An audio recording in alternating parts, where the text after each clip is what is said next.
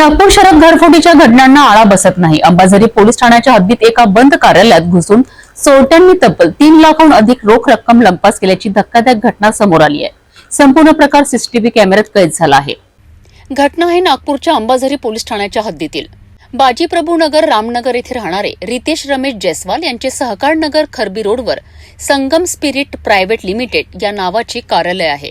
25 एप्रिलला रितेश जयस्वाल कार्यालय बंद करून गावी गेले होते। यावेळी रात्रीच्या सुमारास अज्ञात चोरट्यांनी कार्यालयाचा कोंडा तोडून आत प्रवेश केला। अकाउंट विभागातील लोखंडी कपाट उचकून 3,60,932 रुपयांची रोकड चोरून पसार झालेत। चोरटे कार्यालयात लावलेल्या सीसीटीव्ही कॅमेऱ्यात कैद झाले आहेत। फिर्यादी रितेश जयस्वाल यांच्या तक्रारीवरनं अंबाझरी पोलिसांनी अज्ञात आरोपींविरुद्ध भारतीय दंड संहितेच्या कलम 305, 331 आणि 331(4) अंतर्गत गुन्हा दाखल केला आहे।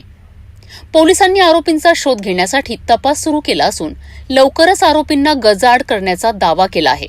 नागपूर शहरात घरफोडीच्या वाढत्या घटनांमुळे सुरक्षा व्यवस्थेवर प्रश्नचिन्ह उपस्थित झाले आहेत। पोलीस विभागाने लवकरात लवकर या चोरट्यांना अटक करावी आणि नागरिकांना विश्वासात घ्यावे ही सध्याची गरज आहे।